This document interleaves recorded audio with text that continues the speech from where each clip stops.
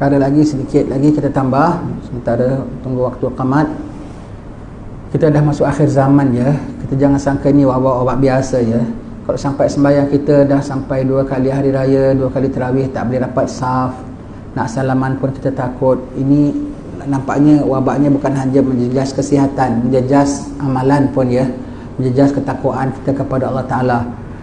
Datangnya Covid, pertama saf kita dah renggang, kemudian salaman kita dah tak dapat, kemudian kuliah kita terjejas, jemaah kita terjejas, ukhuwah kita pun dah mula terjejas. Lantaran Covid sekarang orang takutnya apa? Takut orang komplain ya. Takut orang komplain, ada acara sikit, ada daya sikit, orang komplain. Kadang-kadang orang boleh sampai hati komplain. Apa memang kita pun satu juga, kadang kita tak ikut peraturan. Kemudian orang pun komplain apa semua begitu. Dah jadi kurang simpati antara masyarakat semua. Menjejas sampai ekonomi, menjejas hubungan antara rakyat dengan pemerintah. Hati-hati tuan-tuan sekalian. Betul cakap Nabi mengatakan akhir zaman fitnahnya semakin gelap. Dan kita dah masuk dalam eranya ya. Kita dah masuk eranya ya. Orang-orang jahat dah mula serang Masjidil Aqsa. Bukan Masjidil Aqsa saja, satu dunia masjid dah terserang lah. Satu dunia masjid dah diserang lah. Satu dunia masjid dah diserang ya. Jangan sangka kita punya perkara kita yang kita alami ni tak ada hubung kaitnya. Ada hubung kaitnya. Ada hubung kaitnya dengan segala huru-hara akhir zaman. Mereka bukan setakat menghalang orang masuk Masjidil Aqsa, bahkan satu dunia manusia dah tak dapat sembahyang sebagaimana macam dahulu lagi. Masjid-masjid kita dah berjaya dikosongkan pun pernah, disepikan pun pernah, disayupkan pun pernah ya. Maka dah sampai begitu, apalagi Masjidil Aqsa mudah saja dia buatnya. Begitu tuan-tuan sekalian, waspada senantiasa. Kita dah akhir zaman. Ingat Dajjal datang tu sebagai penipu ya. Dia tidak datang dengan keluar semua tengok handphone. Buka handphone, saya kasih buka handphone sekarang. Tekan perkataan Dajjal, search Dajjal, kemudian taruh image dia, gambar dia. Tengok gambar apa keluar. Cuba buka. Siapa yang ada handphone buka. Datanglah tak nak buka handphone. Selalu tengah kuliah pun buka handphone. Baik ya. Cuba search Dajjal, cari internet.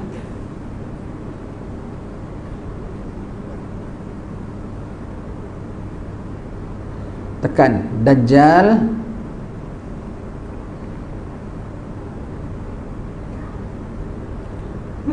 tekan image, gambar, tengok mukanya. Seramnya, matanya satu, giginya menyeringai gitu, menakutkan. Dia tak kayak gitulah. Kalau kayak gitu orang tak suka, orang pun tak nak ikut. Dia keluar bukan kayak monster dengan matanya satu terpelohong begitu tengok orang.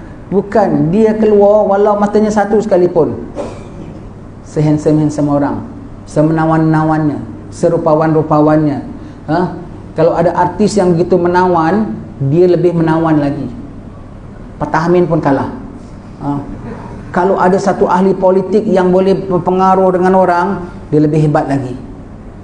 Kalau ada ahli ekonomi, dia lagi hebat lagi. Jangan bimbang tuan-tuan sekalian. Kita tengok orang dalam kesusahan, kita boleh bangunkan kilang di sana, kita boleh buka gudang di sini, kita boleh jadikan progres ini. Lebih kurang dalam perangkaan kami, tengok, kita dah catat, ini bukan cakap saja, dah berlaku di negeri sekian, kami dah berapa banyak jaya. Kami akan terapkan negeri anda, sudah lama anda sengsara. Dalam tempoh 3 bulan akan datang, anda tengok kilang ini akan naik. Dalam tempoh 6 bulan, kemiskinan dapat dibasmikan. Dalam tempoh setahun setengah, semua orang gaji paling kecil sekali, setiap orang 5,500. Amboi, palsu, dusta belaka. Kalau ahli ekonomi paling handal, dia cakap lebih bijak orang. Kita tengah sempit kayak gini ya, kita tengah sempit kayak gini, nasib baik ada hero-nya datang. Kalau ada orang ahli sosial, tuan-tuan, bikin apa kita gaduh, kan baik aman damai. Lihat bersatu, jangan pedulikan ini teroris.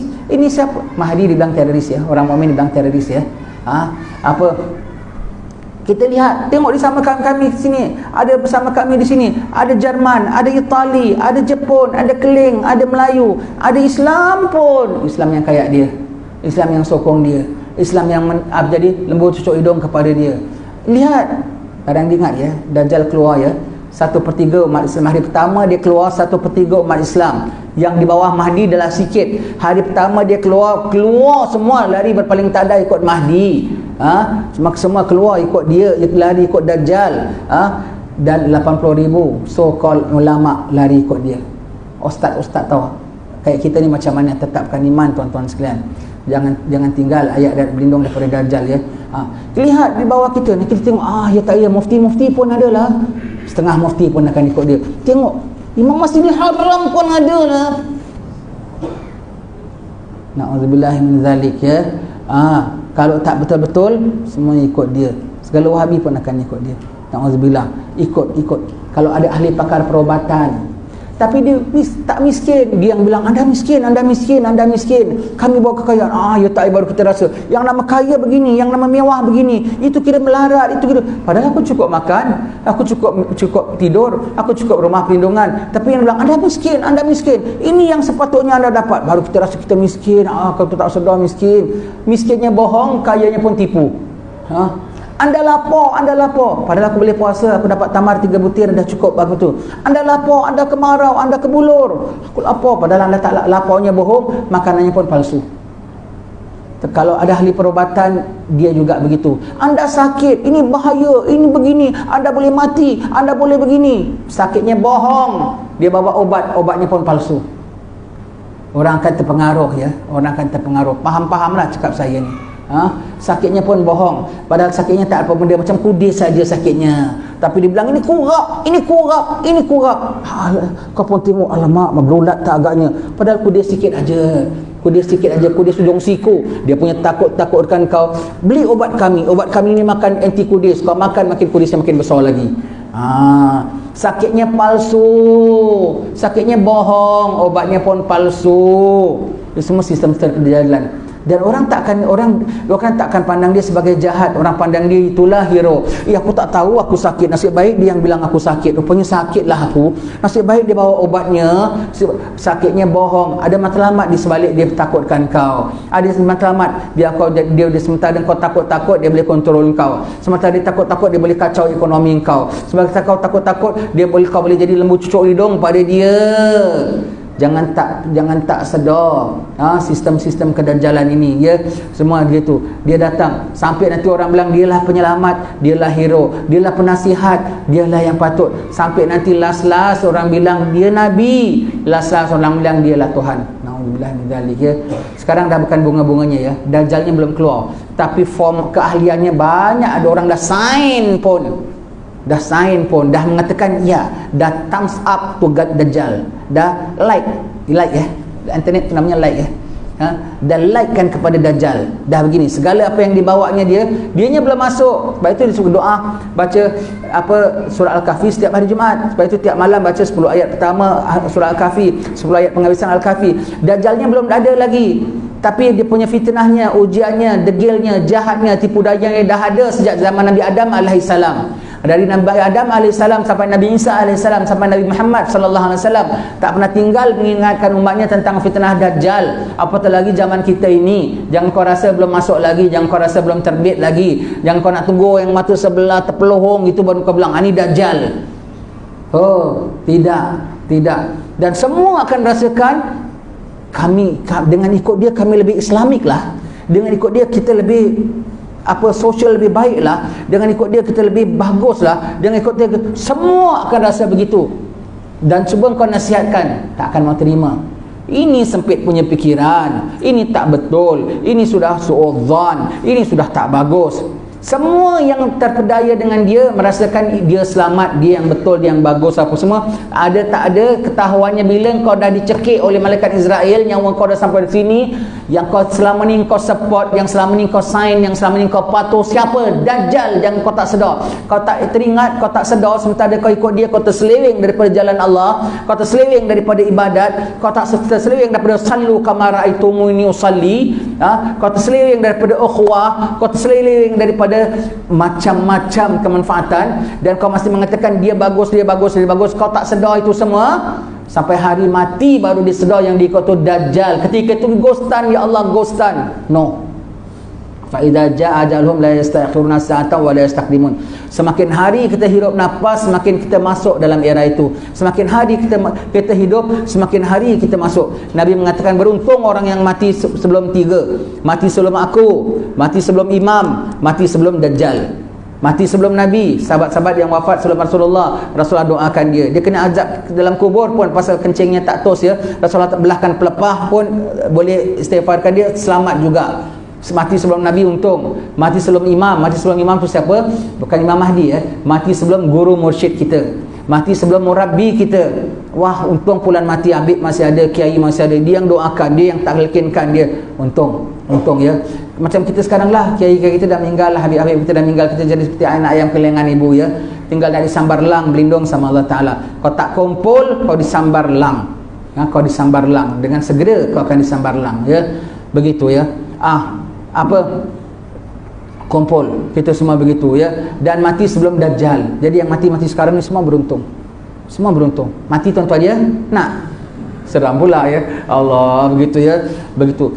Ini naik kapal bahtera Ahlul Bait, bahtera orang-orang yang selamat. Join the group. Begitu kau sekali kau berlaku maksiat, begitu kau terjauh daripada Allah, setan akan masuk. Nak tinggal maksiat susah. Dah buat maksiat, nak tinggalkan lagi susah. Nak hadir kuliah payah. Begitu kau tinggalkan kuliah, kau nak masuk balik semula lagi payah. Kalau dulu nak hadir kuliah kau kena payah 10 kali payah. Kau ponting satu, kau nak masuk balik kau kena 100 kali payah. Sebab setan terus menderu masuk menghalangi kau. Begitu kau keluar daripada kapal keselamatan ini, kau jatuh saja, terus dalam kapal kau nampak tahu ini bahaya. Begitu kau jatuh daripada kapal keselamatan ini saja, kau rasa orang apa-apalah, selesa, sedap lagi, airnya nyaman lagi. Nyaman, kau tak tahu yang hanyut berapa banyak, yang karang berapa banyak. Begitu kau jatuh saja, buaya datang, jerung datang. Kau tengok, alamak buaya, buayanya baiklah, jerungnya baiklah. Kau ingatkan buaya dan jerungnya di best friend kau. Engkau pun nak dimakannya juga, sementara engkau belum dimakannya. Begitu kau jauh daripada kapal sikit saja, kau terus hanyut, terus dalam proses karam, terus jerung dan buaya menghampirimu, terus automatik kau jadi anti dengan ahli kapal pulanya. Alah ya Allah, macam dia saja yang bagus. Alah ya Allah, tangkap dalam itu aja selamat, ini tak selamat. Aku pun selamat juga apa? Tengok masih boleh okey apa? Masih okey apa? Padahal kau dah berganding bahu dengan jerung dan buaya. Dan padahal kau tak sedar, kaki kau dah mula digigit oleh piranha dari bawah. Tapi kau tak sedar, darusnya dah deras. Tak sedar, kau sekejap lagi kau lemas dan karam. Jangan jauh daripada jemaah tuan-tuan sekalian. Jangan jauh daripada golongan orang-orang salihin pada musim-musim begini, zaman fitnah begini. Kita disuruh tangguh kuliah, ya tangguh. Tapi apa yang kita boleh buat, rebut. Jangan timbulkan fitnah pada zaman gini. Dia tak kasih kita himpun juga. Itu namanya fitnah. Patuh dan ikut. Apa yang masih dia boleh diberi, ambil. Datang jemaah, jangan tinggal datang jemaah. Begitu ya. Kalau ada kuliah, buka kuliah internet. Jangan tak hadir kuliah internet. Begitu ya.